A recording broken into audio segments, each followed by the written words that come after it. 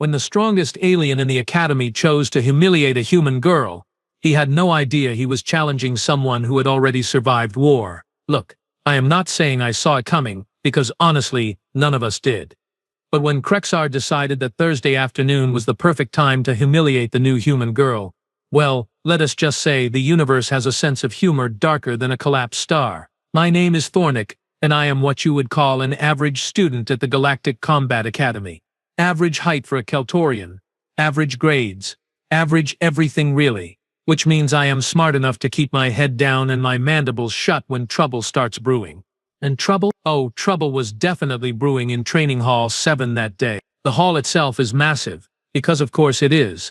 Vaulted ceilings that could fit 3 cruiser-class ships stacked on top of each other, reinforced floors that have seen more blood than a military hospital, and enough weapons lining the walls to start a small war. Or end one. The air always smells like ozone, sweat, and what I can only describe as fear mixed with determination.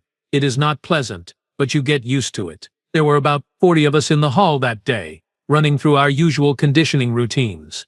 Well, most of us were. Krexar was not.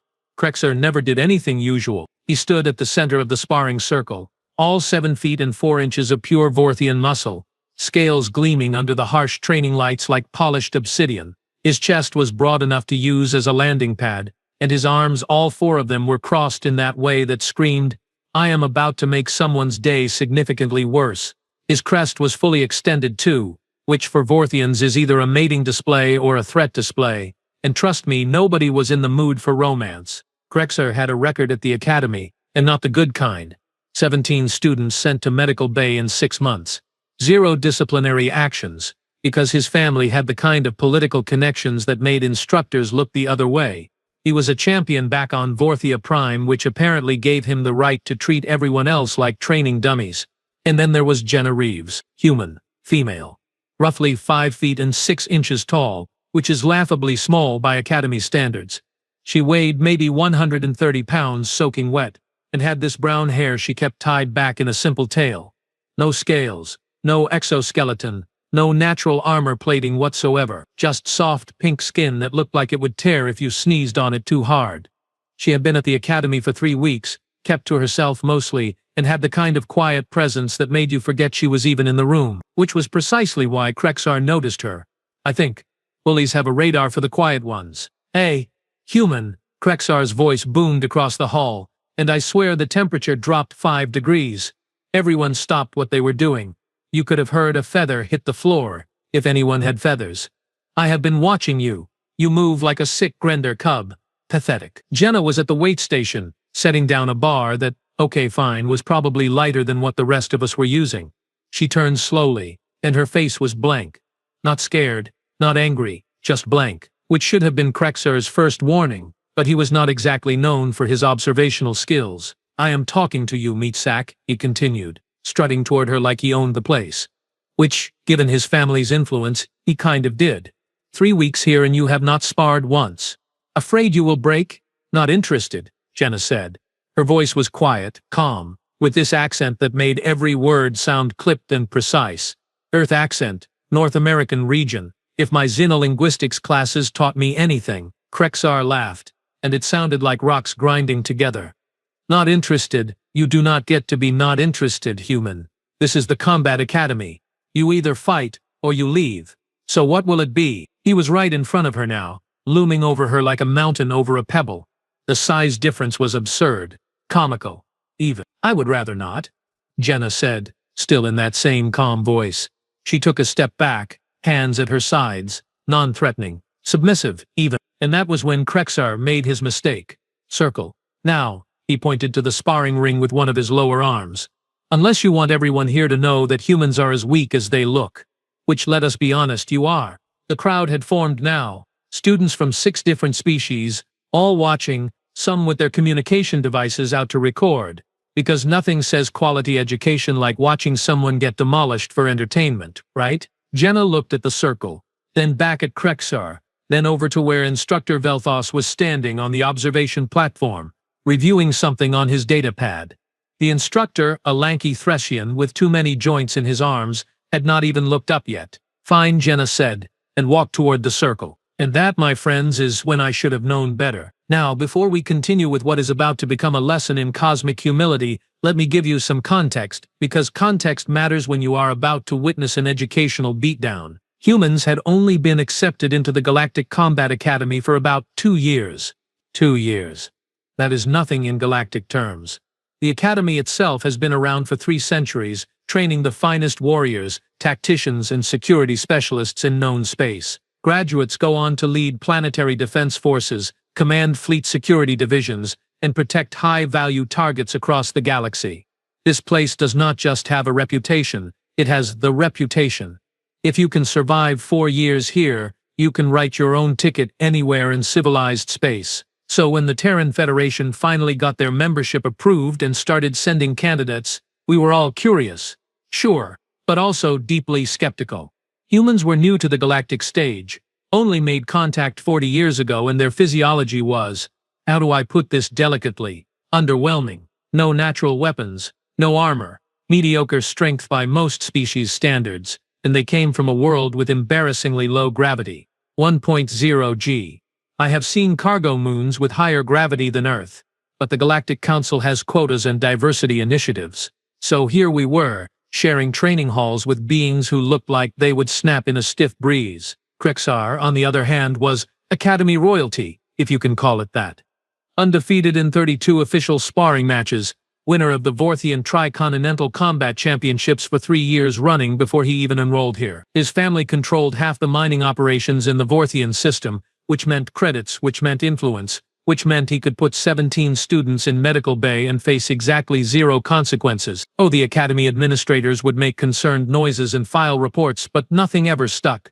The Vorthian embassy would make a call, some credits would change hands, and suddenly the incident was just an unfortunate training accident. Most of us had learned to stay out of his way. It was simple survival mathematics. Jenna, though, she was a ghost. In 3 weeks I had heard her speak maybe 10 times, always brief, always polite. She showed up on time, completed every assignment, never complained, never stood out. During combat drills, she practiced forms alone in the corner. During tactical briefings, she took notes quietly. During meals, she ate by herself, reading something on her datapad. The instructors barely seemed to notice her, which I assumed was exactly how she wanted it. Instructor Velphos was typical Academy staff, which is to say he was competent but jaded. 20 years of teaching had given him the emotional range of a scanning computer.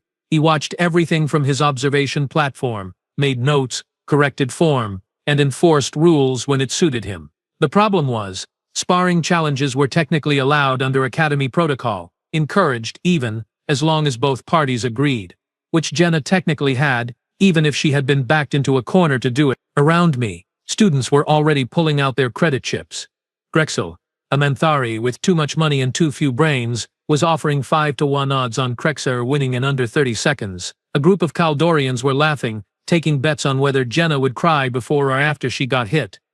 Someone behind me muttered that Medical Bay should prepare a bed now and save time. Nobody, and I mean nobody, was betting on the human. Looking back, we were all idiots. The sparring circle is a simple thing, really. 20 feet in diameter, marked by a glowing blue energy field that keeps fights contained and prevents outside interference. Academy regulation, designed to ensure fair combat, or in this case to ensure we all had front row seats to what everyone assumed would be a massacre. Krexar stepped into the circle first, naturally, because showmanship was half his personality. He rolled all 4 shoulders, cracked his neck with a sound like snapping timber, and did this little hop-step routine that made the reinforced floors shudder. The guy was built like a biological tank. His scales were dark green with black striping, polished to a sheen that caught the light with every movement. Each of his forearms was thicker than Jenna's entire torso, corded with muscle that rippled under his hide. His tail, easily 6 feet long and tipped with a bony club, swayed behind him like a wrecking ball looking for a building. Then Jenna stepped in, and the contrast was so absurd I almost laughed. Almost. She was wearing standard Academy training gear, gray synthetic fabric that fit loose on her small frame. No armor, because this was supposed to be a light sparring match, though I doubt anyone told Krexar that. Her arms were bare from the elbows down, and I could see they were toned but thin, with visible veins running under that pale skin. Her hands were taped at the knuckles, which seemed optimistic. What was she planning to do? punch. She would break every bone in her hand before she dented his scales. The crowd had swelled now, easily 60 students forming a semicircle around the ring. The noise level rose, voices chattering in a dozen languages, translation implants working overtime. The energy in the hall shifted from routine boredom to anticipation. Bloodsport has always drawn a crowd no matter the species. Up on the observation platform, Instructor Velthos finally looked up from his datapad. His 3 eyes narrowed, focused on the circle, and I saw his hand move toward the emergency stop control. But then he hesitated, probably running the same calculation everyone else was, that this was technically legal, technically consensual, and technically not his problem until someone got seriously hurt. He lowered his hand, watching, waiting. Big mistake. Krexar raised all 4 arms, flexing for the crowd, his crest fully extended in threat display. Try not to die too quickly, human. I want to enjoy this. Jenna just stood there, hands loose at her sides, weight evenly distributed on both feet. Her face was still blank, but her eyes were tracking everything. Krexar's stance, his weight distribution, the way his tail moved, where his hands were positioned. She was reading him like a technical manual, calm and clinical. Ready positions, Velthos called out, his voice amplified through the hall speakers. He sounded bored. Krexar dropped into a combat stance, all 4 arms raised, claws extended. Jenna did not move. She just stood there, loose, relaxed, like she was waiting for a transport shuttle. That should have been warning number 2. Begin, Velthos announced, and the galaxy started learning a very painful lesson about humanity. Krexar moved fast. I will give him that. For a being that size, he could really move. He closed the distance in 3 massive strides, all 4 arms coming down in a hammer strike that would have turned Jenna into a very flat, very dead pancake, except she was not there anymore. Jenna slipped to the side, and I mean slipped, like water flowing around a rock. Minimal movement, maximum efficiency. Krexar's fists, all 4 of them, slammed into the mat where she had been standing a fraction of a second earlier. The impact sent a shockwave through the floor that I felt through my feet. Before Krexar could recover, Jenna moved in. Not away. In, closer to him, inside his reach, which was exactly where you did not want to be when fighting a Vorthian. His arms were his primary weapons, everyone knew that, so you kept distance. You used range. You did not get close. Jenna apparently had not read that manual. Her elbow, and I am talking about her fragile little human elbow, snapped up and caught Krexar right in the gap between his chest plates, just below where his secondary arms connected to his torso. It was a precision strike, targeting a weak point that most people did not even know existed. Krexar made a sound I had never heard a Vorthian make before, something between a cough and a wheeze. He stumbled back half a step and his eyes went wide with something that looked suspiciously like surprise. The crowd went quiet. Not silent, but that shocked kind of quiet where everyone is trying to process what they just saw and failing. Did she just? Someone behind me started. No way. Someone else finished. Krexar recovered fast, because he was a champion and champions do not stay surprised for long. But the surprise was there, just for a moment, and it was beautiful. His crest flared even wider, which I did not think was physically possible, and his tail whipped around in a vicious arc aimed at Jenna's head. She ducked under it smooth as silk, and that tail whistled through the air, where her skull had been. If it had connected, it would have separated her head from her shoulders. No question. But it did not connect. Jenna came up inside his guard again, and this time her fist, her tiny taped-up human fist, drove into the nerve cluster on Krexar's lower left arm. I know this because I took xenobiology, and I know that spot is sensitive on Vorthians. What I did not know was that hitting it would make Krexar's entire arm go limp and useless. But apparently Jenna knew. What is happening? Krexel said next to me, and he sounded genuinely confused. The Manthari's betting chip was still in his hand, forgotten. I have no idea, I said, because I really did not. Krexar roared now, actually roared, and the sound echoed through the hall like a shuttle engine. He was angry. No, he was beyond angry. He was furious and embarrassed, which is a dangerous combination in any species but especially in Vorthians. Pride is a big thing in their culture. Losing face is worse than losing blood. He launched a flurry of strikes, 3 functioning arms moving in coordinated patterns that should have overwhelmed anyone. The techniques were textbook Vorthian combat forms, aggressive and powerful, designed to break through defenses through sheer force and speed. Jenna weaved through them like they were moving in slow motion. Head movement, footwork, Body positioning, she made it look easy. Every punch missed by inches. Every grab caught empty air. She was not faster than him, I realized. She was reading him, predicting where he would strike before he struck, seeing the telegraphs in his movement that the rest of us missed. Up on the platform, Instructor Velthaus stood up from his seat. His hand hovered over the emergency stop again. I could see the conflict on his angular face, the debate happening behind those three eyes. This was getting out of hand. Someone should stop this, but he hesitated. Still watching. Still waiting for that line to be crossed. Krexar's confusion was shifting now, morphing into something uglier. Rage. Pure, unfiltered rage. His crest was so extended it looked painful, and foam was starting to form at the corners of his mouth. "Stop moving and fight me, you coward," he bellowed and charged forward with all his considerable mass behind him. Jenna's expression did not change. Still calm, still clinical, still terrifyingly blank. And that was when I realized something that made my blood run cold. She was not trying yet. This was her being gentle. Krexar stopped playing around. That much was clear when he dropped the formal combat stances and went absolutely feral. No more textbook techniques. No more champion form. Just raw, primal violence from a 7-foot predator who had finally realized he was in an actual fight. He came at Jenna with everything. Claws extended, tail whipping, using his mass as a weapon. A wild haymaker from his upper right arm, followed immediately by a sweeping strike from his lower left, his tail coming around for her legs, while his remaining good arm reached for a grapple. It was chaos, aggressive and overwhelming, the kind of assault that should have ended this immediately. Jenna dropped low, rolled under his grasp and came up behind him. Her leg snapped out in a kick that caught the back of Krexar's knee, and I heard something pop. Not break, but definitely pop. Krexar's leg buckled just for a second, but a second was all she needed. Her palm struck the base of his spine, right where the tail connected. Another nerve cluster. Krexar's tail went limp, dragging on the mat like dead weight. "Ancestors preserve us," someone whispered. "A Threscian student, I think." See, here is the thing about honor codes in traditional combat, which most galactic species have in some form or another. We have rules, protocols. There are proper ways to fight, techniques passed down through generations, forms that demonstrate skill and discipline. Even in brutal combat, there is artistry. There is honor. You demonstrate your superiority through mastery of technique. Humans, apparently, do not care about any of that. Jenna's fighting style was not pretty. It was not elegant. It was practical, efficient, and absolutely brutal. Every movement had a purpose. Every strike targeted a weakness.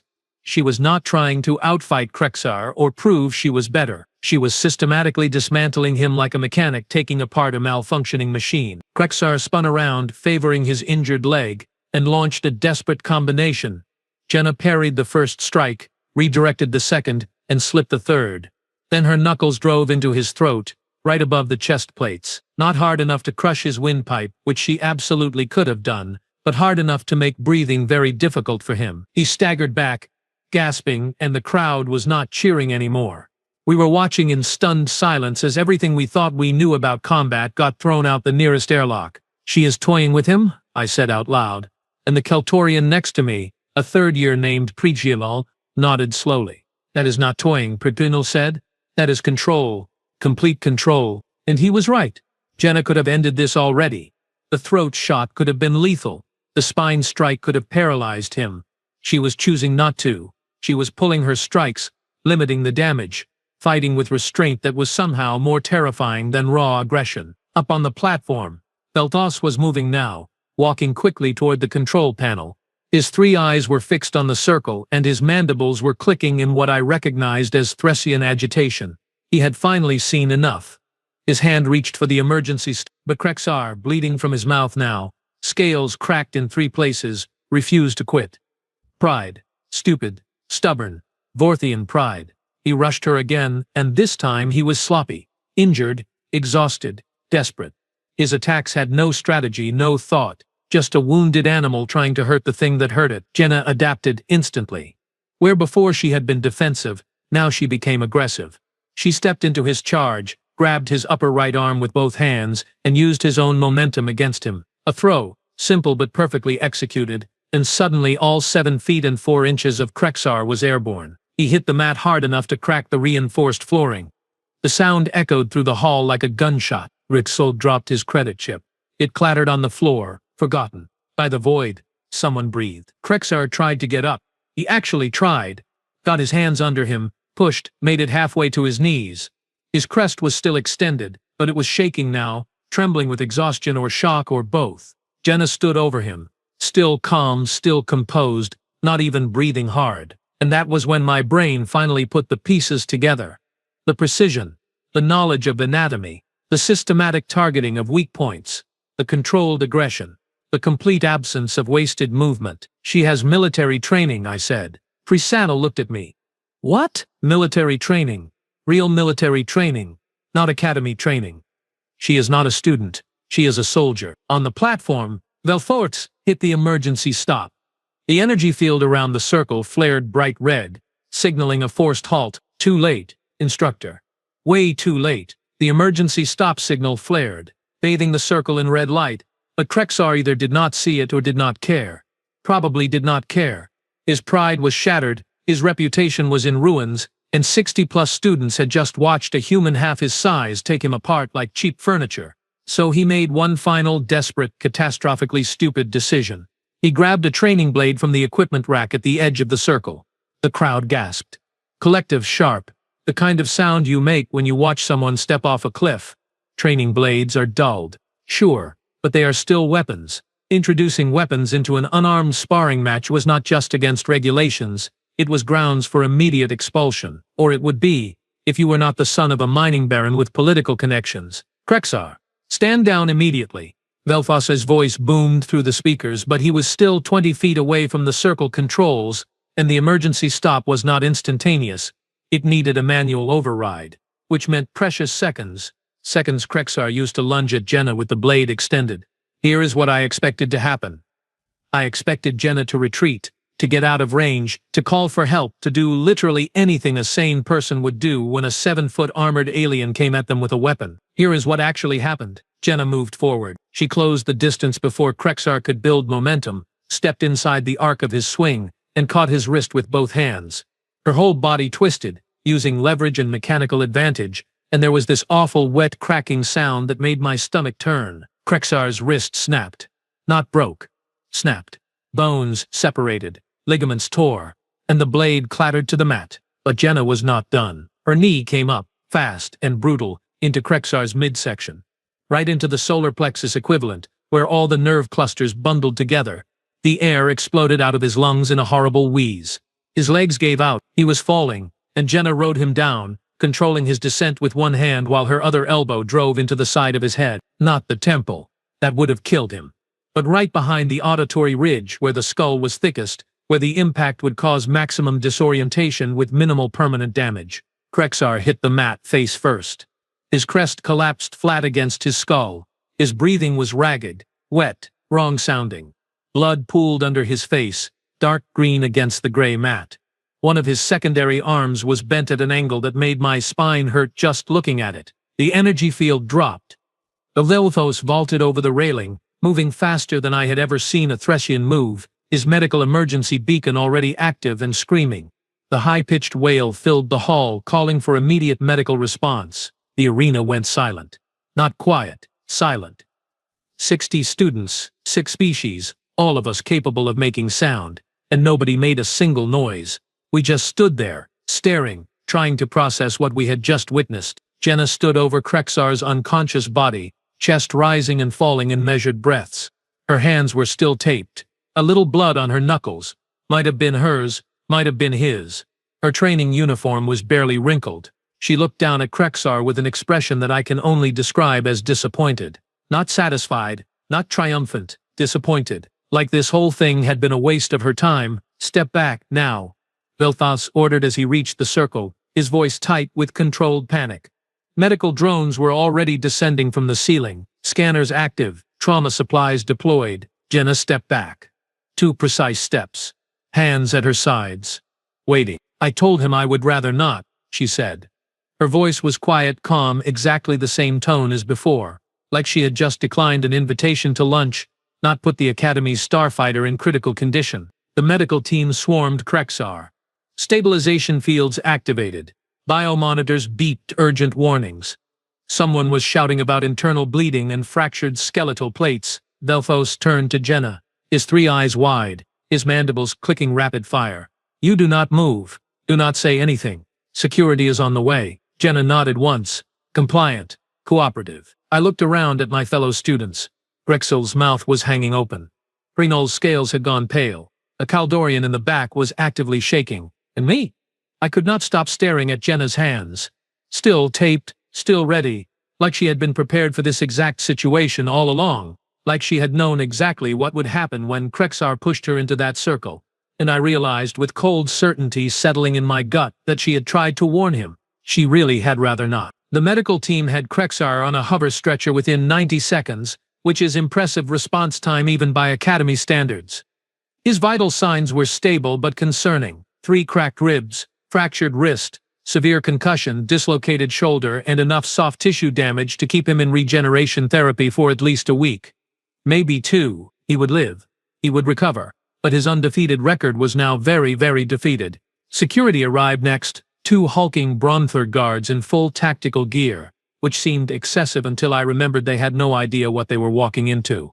For all they knew, there was an active threat situation. When they saw Jenna, all 5 feet 6 inches of her standing calmly with her hands visible, I swear one of them looked confused. This is the individual? The lead guard asked Velthos, his voice a deep rumble that vibrated through the floor.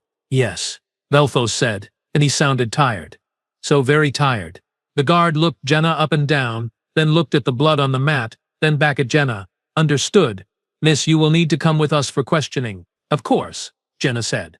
Polite. Cooperative. Like she was being asked to fill out paperwork, not being detained after hospitalizing a fellow student. Wait.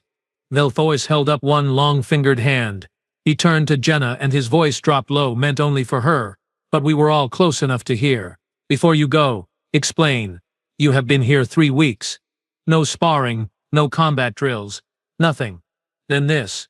How? Jenna was quiet for a moment, and for the first time, I saw something other than blank composure on her face. Resignation, maybe, or acceptance. I tried to avoid this, she said. I told him I would rather not. I meant it. That does not answer my question.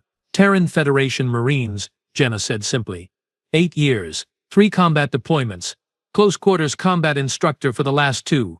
I came to the academy because I wanted to learn command and tactics, not because I needed combat training.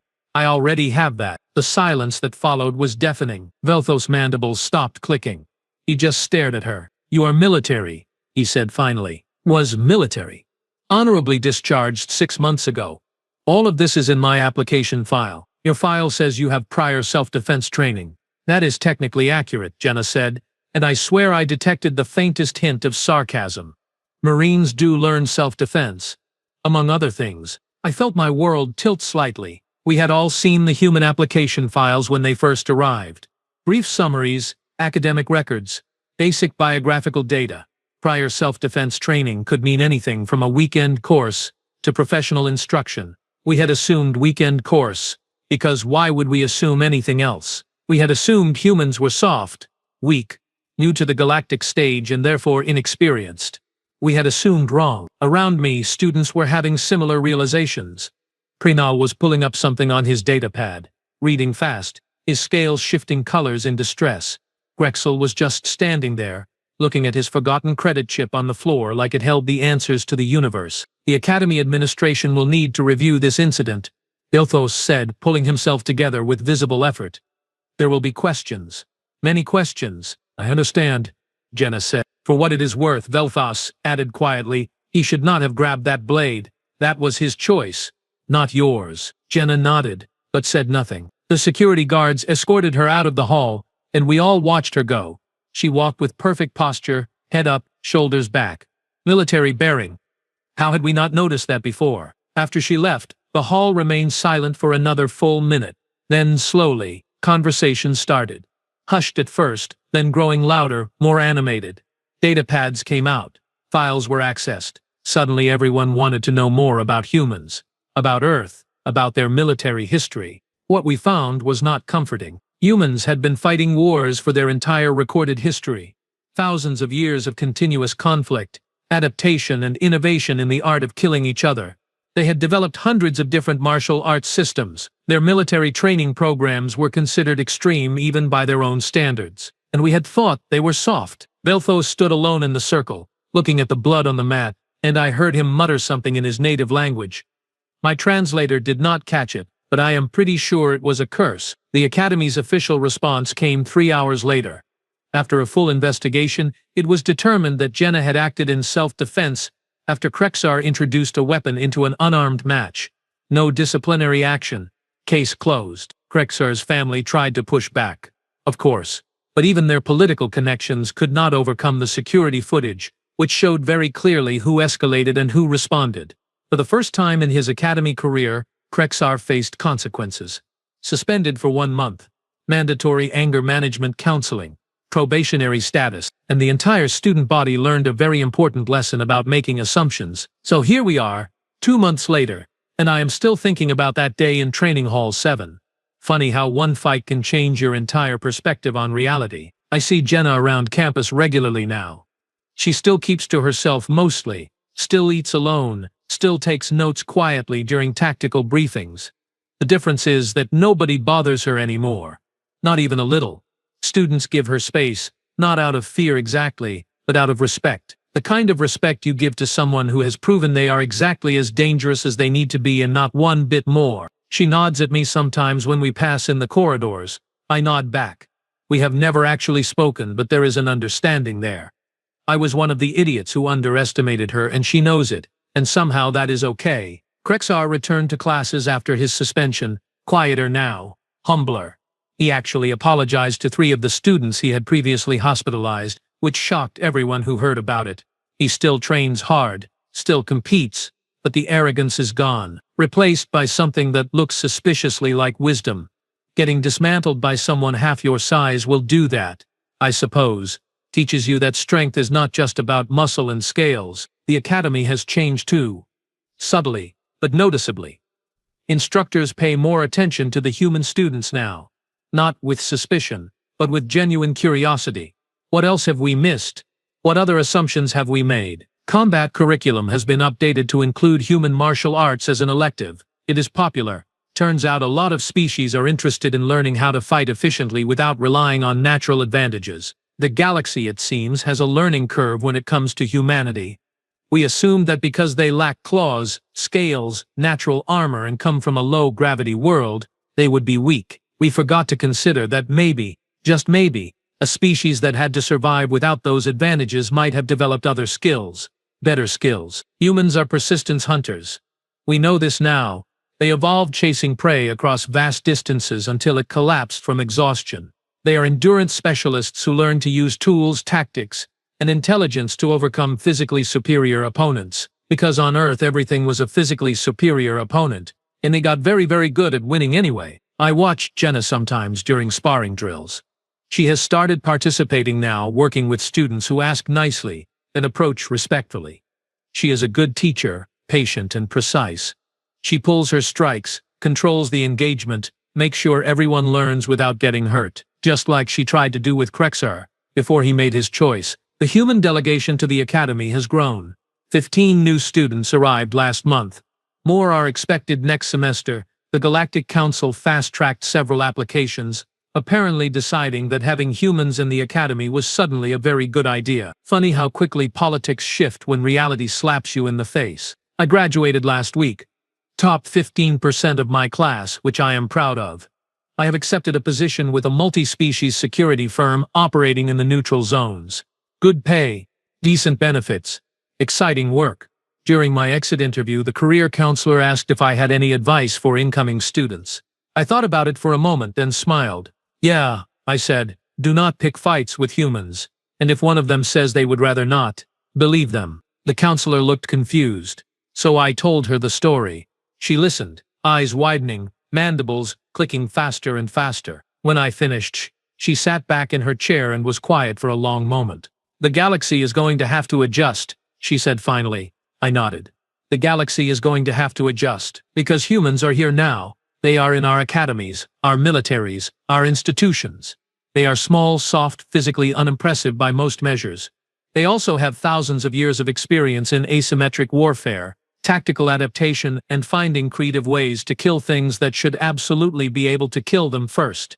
We thought we were doing them a favor, letting them into our prestigious academy, sharing our advanced knowledge and superior training. Turns out, they were doing us a favor by showing restraint. Jenna Reeves tried to avoid that fight. She really did. She gave Krexar every opportunity to walk away. And when he would not, when he pushed and finally crossed the line, she taught the entire academy a lesson we desperately needed to learn. Never underestimate humanity. Because on a planet where everything wanted to eat them, crush them, poison them, or tear them apart, they became the apex predator anyway, not through strength, through stubbornness, intelligence, and a terrifying willingness to do whatever it takes to survive. Welcome to the galactic community, humans. We are very glad you are on our side. Most of us, anyway.